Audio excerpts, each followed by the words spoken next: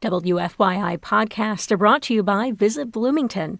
With over 350 restaurants to choose from, Bloomington, Indiana is truly a food lover's paradise. Go to visitbloomington.com to discover what suits your taste. WFYI podcasts are brought to you by Gregory and Appel Insurance, dedicated to helping people and businesses navigate the complexities of risk management, employee benefits, and private client insurance. More at gregoryappel.com.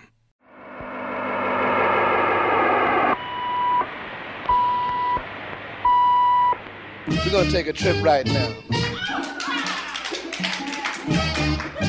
Like we always do about this time. This is a journey into sound. Break it down. I'm Kyle Long, and you're listening to Cultural Manifesto. On this week's show, we'll celebrate Hi, How Are You Day, an annual event honoring the late singer-songwriter Daniel Johnston. The Indianapolis-based record label Joyful Noise Recordings will be hosting a special Hi, How Are You event on January 24th from 6 to 10 p.m. at their Church of Noise gallery space. The event will feature a display of Daniel Johnston's visual art, including 50 never-before displayed works. You can find more information on Eventbrite. The exhibition was curated by Johnston's friend and former road manager, Don Goede. I'll speak with Don during the second half of the broadcast. He's so much more popular now than he was when I first met him, and I think it's not going to stop. I truly think that Daniel is going to be a household name. I'll also talk with Joyful Noise Recordings founder, Karl Hofstetter. He's always been one of my absolute heroes. I think it's one of the most important musical legacies that I will see in my lifetime.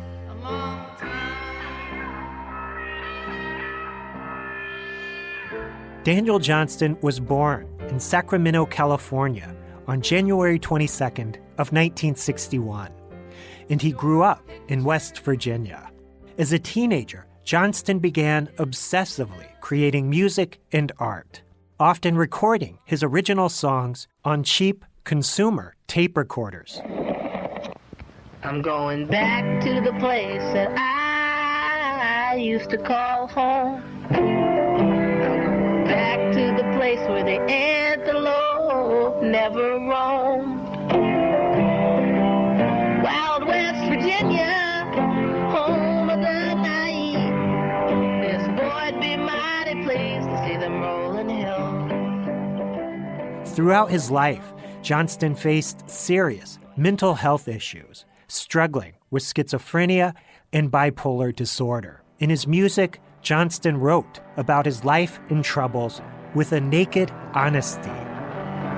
When I'm down, really down, nothing matters, nothing does. I close my eyes to go to sleep, but I can't sleep, I can't sleep. Please hear my cry for help and save me from myself.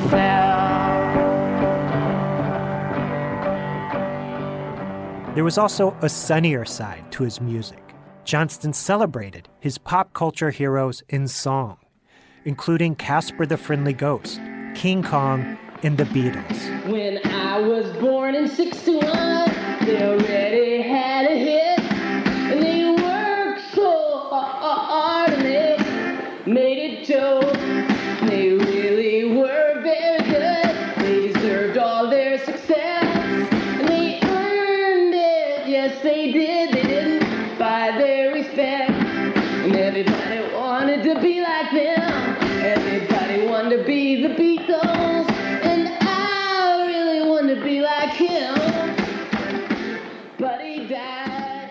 While living in Austin, Texas in the mid-1980s, Johnston began distributing his homemade tapes by hand, passing cassettes out to friends and strangers. By the late 1980s, Johnston's tapes had fallen into the hands of high-profile indie rock musicians, including members of Sonic Youth and Dinosaur Jr., who championed his music. By 1990, Johnston had landed a deal with the influential independent record label Shimmy Disc, who issued a pair of well-received albums from Johnston. My life is starting over again, my friend. Say I'm back again. My life is starting over again.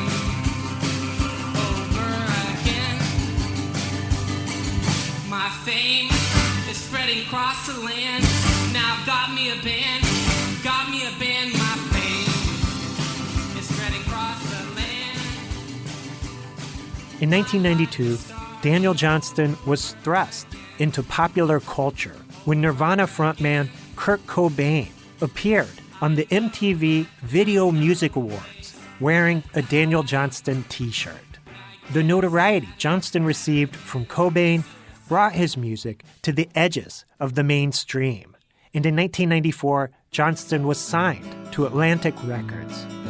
Come to me tonight, if you can hear me thinking. Come to me tonight, I don't need to invite, if you can catch the vibes. Come to me tonight, yesterday is gone again. I'm thinking how it might have been. It's getting really late. Johnston died in 2019 at the age of 58, but his legacy remains stronger than ever. Today, Johnston is considered a pioneer of lo-fi and outsider music, and his music has expanded beyond the world of underground rock, with artists including Lana Del Rey and Tom Waits performing his songs. We'll start this week's show with two classic pieces from Daniel Johnston. Off his 1983 cassette, Hi, How Are You?, we'll listen to Walking the Cow. And from the 1994 album Fun, we'll hear Life in Vain. Do you hear the frog? Hi, how are you?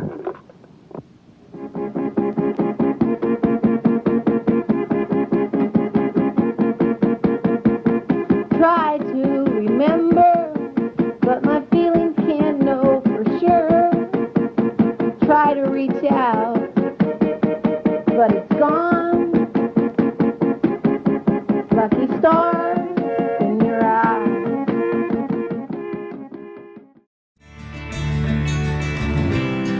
I'm giving it up so plain, I'm living my life in vain. And where am I going to? I gotta really try so hard to get by.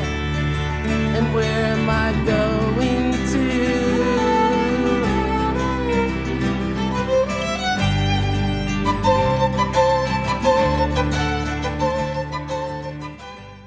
That was Daniel Johnston with Life in Vain.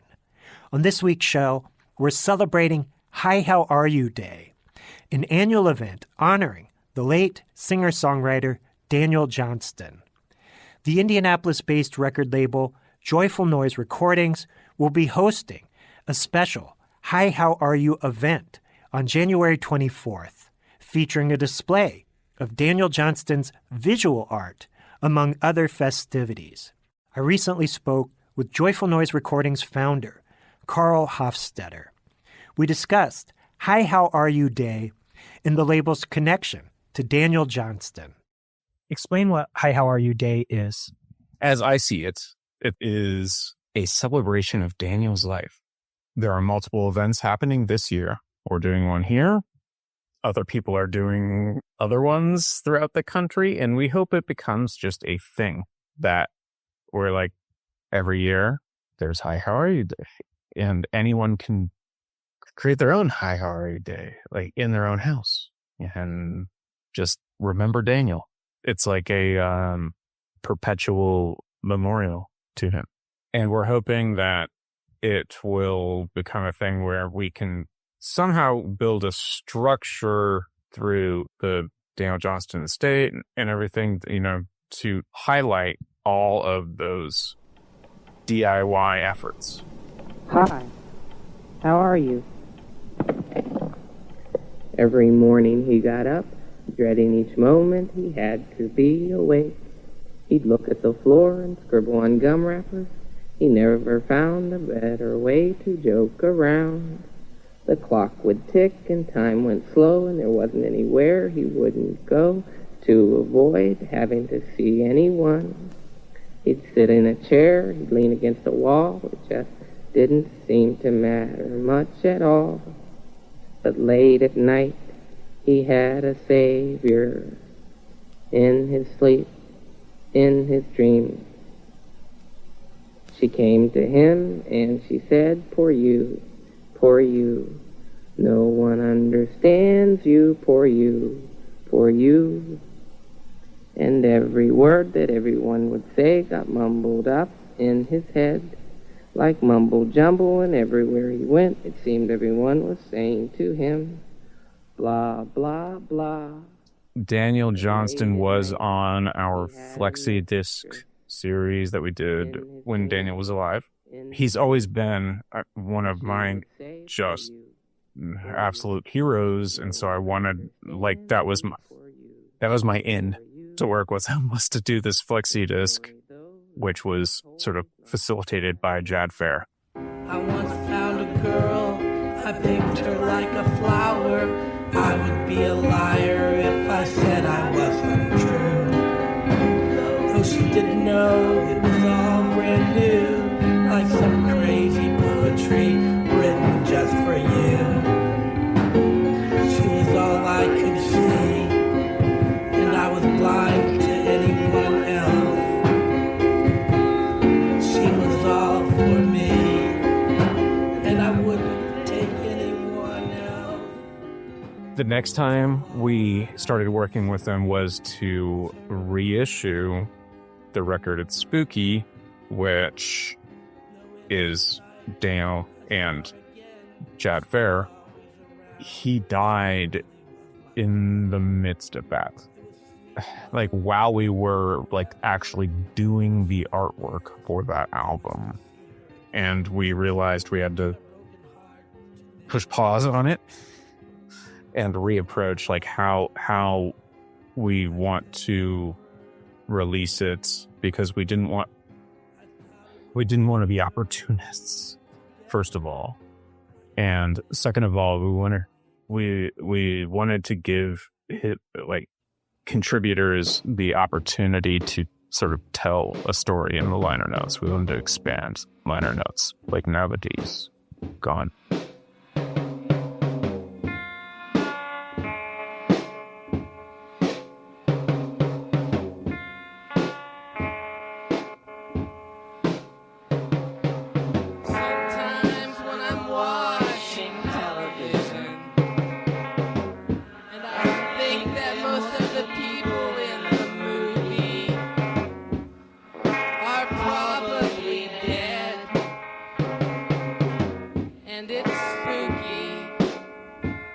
My introduction to Daniel was the kids soundtrack, and I was just perplexed. I was like, what the is this? I couldn't figure it out. I couldn't figure out if this was is this a child? Is this a woman? Is this a mentally ill person? I don't know. The coyote goes. He was smiling through his own personal hell, dropped his last dime in a wishing well, but he was hoping too close and then he fell. Now he's Casper the friendly ghost. He was always polite to the people who tell him that he was nothing but a lazy bum, but goodbye to them, he had to go. Now he's Casper the friendly ghost.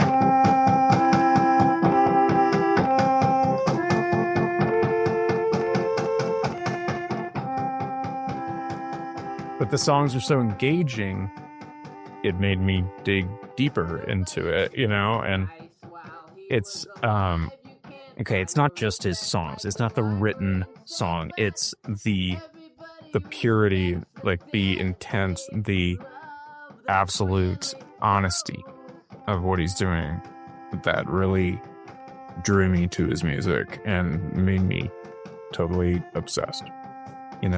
That was coming straight from the heart. There's no pretense. And now they say we'll never forget what he learned us. We were mean to him, but he never burned us in. Love lives forever. Thank you, Casper the Friendly Ghost. Thank you, Casper the Friendly Ghost.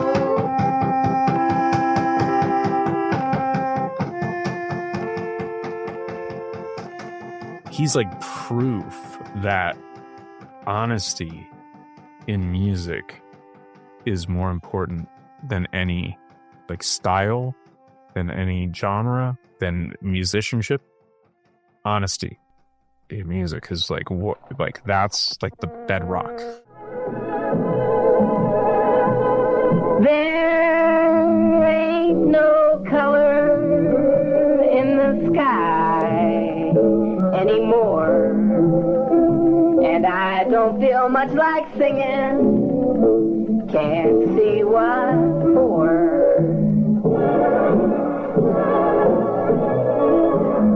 And there ain't no comfort in this life anymore.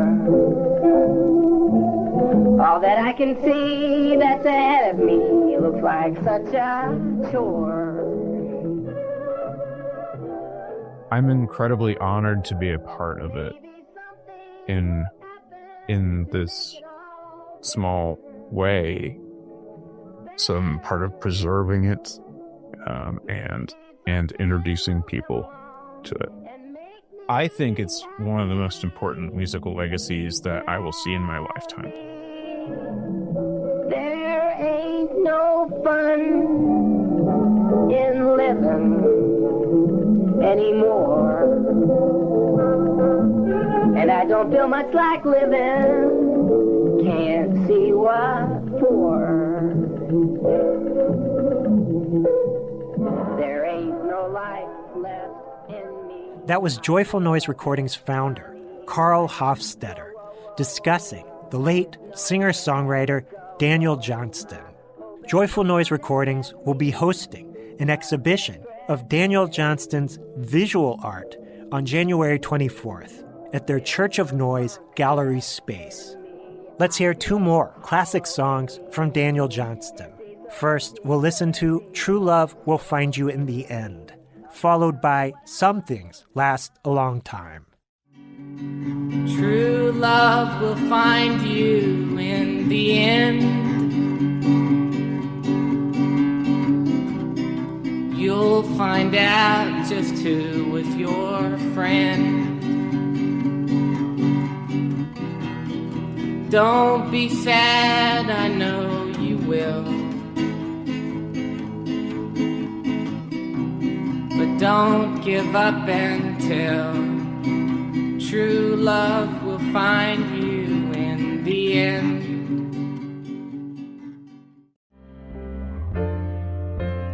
I think about you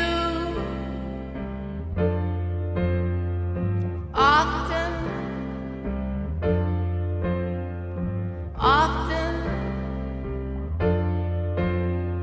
I won't forget the things we did. Something lasts a long time. Cultural Manifesto will return with more music from Daniel Johnston after this short break. WFYI podcasts are brought to you by Gregory and Appel Insurance, dedicated to helping people and businesses navigate the complexities of risk management, employee benefits, and private client insurance. More at gregoryappel.com. I'm Kyle Long, and you're listening to Cultural Manifesto. On this week's show, we're celebrating Hi, How Are You Day, an annual event honoring the late singer-songwriter Daniel Johnston. The Indianapolis-based record label Joyful Noise Recordings will be hosting a special Hi, How Are You event on January 24th from 6 to 10 p.m. at their Church of Noise gallery space. The event will feature a display of Daniel Johnston's visual art, including 50 never-before displayed works. The exhibition was curated by Johnston's friend and former road manager, Don Goede. I spoke with Goede in the Church of Noise gallery as he was hanging pieces for the show. We discussed his relationship with Daniel Johnston and the enduring appeal of Johnston's music. Let's join our conversation. My name is Don Goede, and I met Daniel Johnston in 1999. And we fast became friends and bandmates, and I became his tour manager and his caretaker. And we traveled all over the world together. And since I was a super fan before I met Daniel, it's always been an interesting relationship because he became one of my best friends and I became responsible for him on the road. And I also published a book about him and I became his bandmate and wrote songs with him. But always in the back of my mind, I was a super fan. So I was always pinching myself going, oh my God, Daniel and I are pals. And even to this day, even after he's been gone 5 years now, I look back on this stuff and it gives me the same excitement. And I'm even more of a super fan now that I work with his brother. I work for the Johnston Group and we work on Daniel's legacy. We honor it. And I'm also proud to say I'm the executive producer of his record label.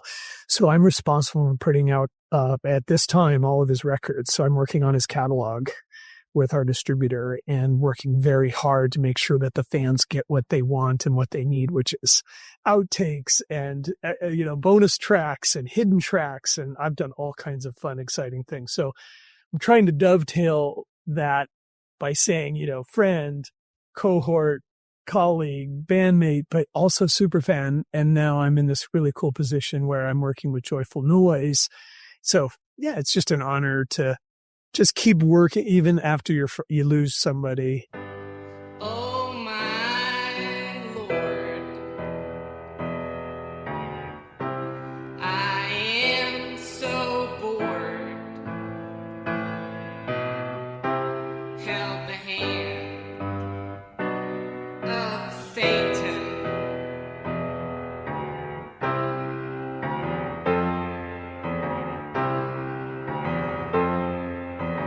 How did you get into his music? I remember I would see ads for it in like Option magazine, these different magazines, and you'd have to mail to get the tape. It wasn't always readily available in stores. How did you hear about it and get into it? So 2 ways. It was funny. It was kind of dovetailed as well. I had a friend of mine who was into really strange music and he had turned me on to Yip Jump, and Yip Jump changed my life forever. Like it truly was one of those records that I listened to over and over. My girlfriend almost broke up with me because I would literally listen to the cassette over and over and over. But it was given to me as a gift and I listened to it over and over. And then coincidentally, around the same time, I was in Fort Collins, Colorado, and I was in college. And I want to say this is like, I think around, it would be mid-90s, right? And I turn on the radio and there's this song called Frankenstein Conquers the World with Jad Fair. And I was like, what is this? And I called up and then I made the connection between Daniel Johnston, Jad Fair. And then I think it was at that time, I either had the cassette and I hadn't listened to it. I was like, oh, wait, this is the same guy. The land laid to waste before his feet. Frankenstein conquers the world. Castles in flames, oceans collide. Frankenstein conquers the world. We got the shock of our life on the day he was born. Frankenstein conquers the world. Who would have thought it would come to this? It looks so good on paper. What about the music spoke to you so deeply? Well, I think like a lot of people, a lot of fans, I think there's a vulnerability to it. There's, he's obviously, there's a raw emotion there. There's a faith in God, which is really cool. There's so many facets. There's, the unrequited love aspect of Lori Allen, who's now a good friend of mine. I'm actually going to go see her tomorrow. I'm going to drive to Columbus and spend some time with his, we call her his eternal muse. And so I loved that aspect. I loved the, like he was almost living his own mythology. You know, when you find out all these crazy stories about the plane crash and the being in the mental institutions and you know, just all these, you know, joining the carnival and running loose in New York City. It's like, as you learn those and then you learn about the mental illness and you learn about the trials and the tribulations and the struggles. I think as an artist and as a musician, especially, which I am, you kind of connect with it and you go, oh my God, this guy isn't afraid to go, you know, and sing about these fears and these anxieties and these, scary man. Like it's scary stuff, but he does it in a way where it's vulnerable and it makes you feel safe. And it's like really cathartic, but then it's like you're there, you're with him. I mean, to this day, I will listen to, I listen to everything Daniel does, of course, because it's part of my job. But when I go back and I listen to Yip Jump, it's better than ever. And you can't always say that about music you grow up with or that you're influenced by, you know, if you're in your 20s or your 30s or your 40s. I'm now in my 50s and I listen to it and it's more miraculous and it's more like, and then I have the backstory now because we're also working on, we're working on, timelines all the time and we're trying to dial it all in. I have access to over 130 of his notebooks. So I've been able to get into his mind as he was creating. So, you know, even though the veil's down, I'm still like, wow, this stuff holds up, right? And now it's cool to see him. He's so much more popular now than he was when I first met him. And I think it's not going to stop. I truly, Kyle, think that Daniel is going to be a household name. It might take us a while to get him to that position, but he's got all the answer to the question is like, he's got all of it. He's got the magic. He's got the mystery. He's got the faith. He's got the support of just people throughout all those years. And then each record is so different than the others. And then we haven't even talked about Kurt Cobain wearing his t-shirt, for God's sakes. Look, I mean, what is that? I mean, that's a whole nother world. I mean, his t-shirt is still his best selling item. I live for love.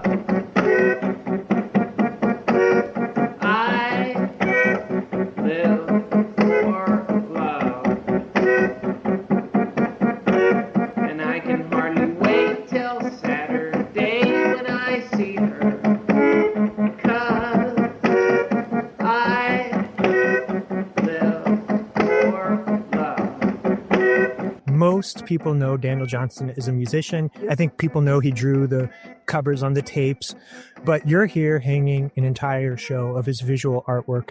Tell me about his visual artwork and how that to you connects to the music, because the characters, it's like they stepped out of the lyrics of his song onto the paper, right? Oh, you ain't kidding. Okay, so that's a really, really good question. The reason I like that question is because here's an example of a song title and a drawing.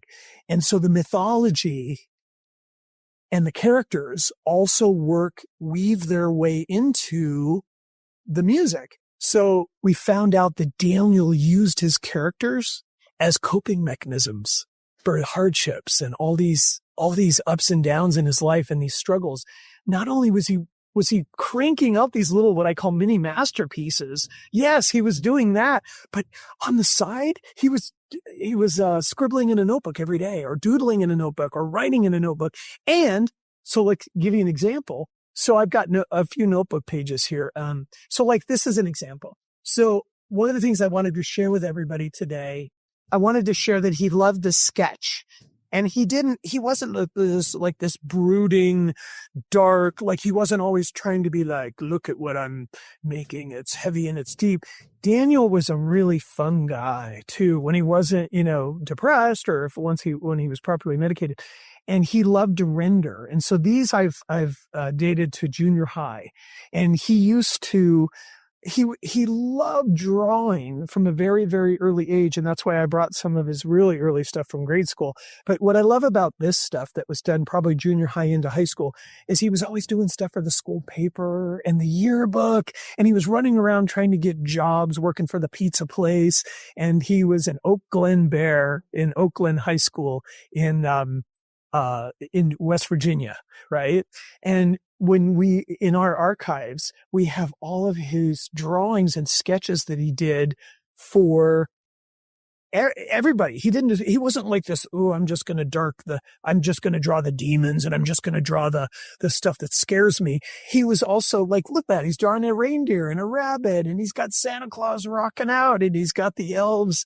He could render at a very, very early age. And one of the things I want to accomplish at the show is I want to show, again, Daniel has thousands of drawings, but I wanted to show small swatches of the progression. So when the show is done, we'll have junior high into high school, and then we'll have like 80s into 90s, and then we'll have 90s into 2000s, and then we have a couple of pieces at the end of his life. Listen up, and I'll tell a story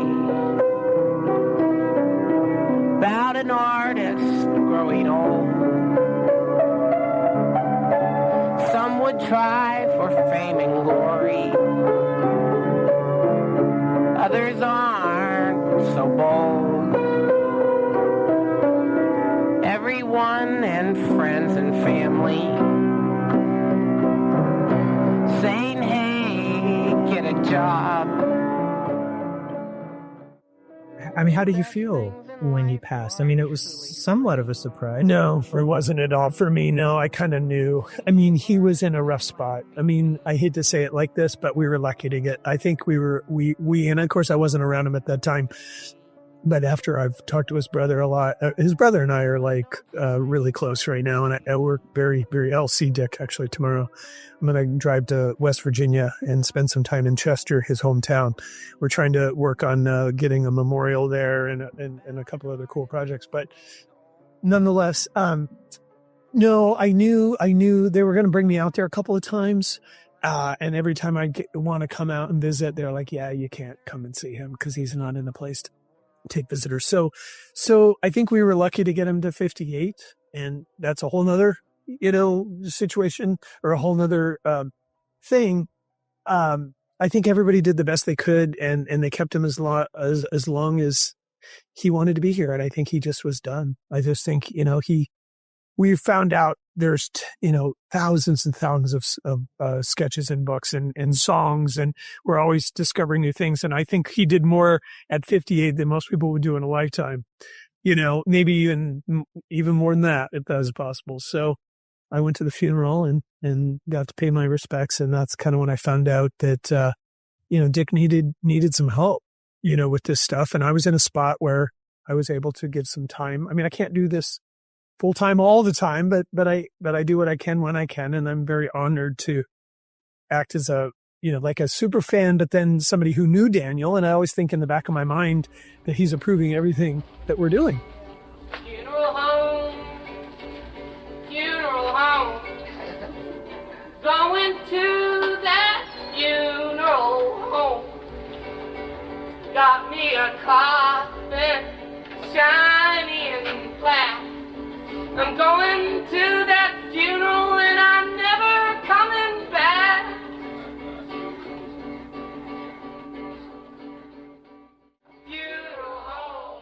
Why does his work have such a continued relevance and meaning for people? Well, I have to give credit where credit's due, but Kramer, who was one of Daniel's early producers and has Shimmy Disc, which is one of the greatest alternative indie labels ever, took a big chance with Daniel and got out two of his most important records. But Kramer said it best. He's our William Blake. He just goes to, he takes us to all these places where we want to think and feel and we want to, question the big questions and the small questions, and we want to have fun along the way, but we're not afraid to get a little dark sometimes. And the fact that he struggled with mental illness, and he had bipolar, and he had schizophrenia and later Parkinson's. He had a lot of physical and mental struggles, and the fact that he was able to, in a way, triumph. I use the word triumph when I talk about Daniel Johnston. I say he really did triumph over. I feel like he triumphed, good over evil. I think he triumphed over just physically finding his way with the world. I think his medication getting medicated so that he could function, maybe how we might, where we're actually able to go and order food or actually have normal conversations with people, things like that. So I don't know. It's a big question, but obviously there's so many levels to it. I just think, I've met a lot of fans from all over the world, not so much in the last, 15, 20 years, but when we traveled, and all of his fans seem to be so unique and so different and so artistic. And then the stories, the plane crashes and the mental institutions, like, oh my gosh, wow. So, there are people that have to go through that. So I think in a way he's become a kind of a poster child for it, and to some degree, which might be considered negative, but at other times it's also like it gives people that are struggling with stuff hope. I mean, he inspires so many people. Like they hear these rough little songs and they think, oh my gosh, he did it. I can do it. Right. And I don't even think they're necessarily even wanting to be famous. They're just wanting a way to express themselves.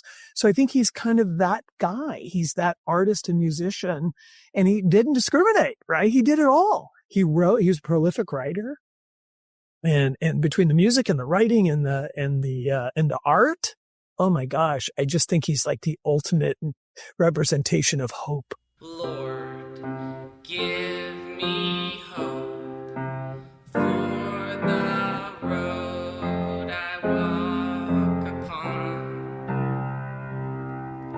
The road, it is long, and I fear. Lord, give me strength.